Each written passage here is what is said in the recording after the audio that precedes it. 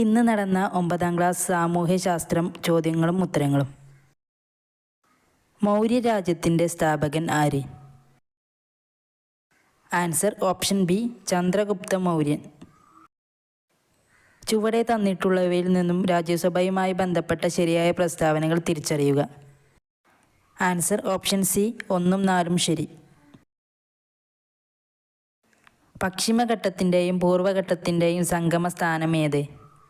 Answer option B Nilgiri കുന്നുകൾ. ചുവടെ നൽകിയിരിക്കുന്നതിൽ പല്ലവരുടെ പ്രധാന തുറമുഖം ഏത്?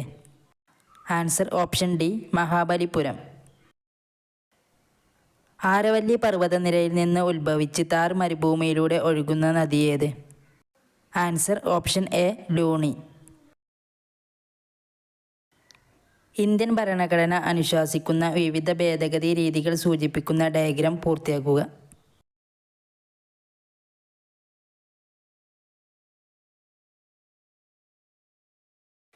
എ കോളത്തിന് അനുയോജ്യമായി ബി കോളം ക്രമപ്പെടുത്തി എഴുതുക.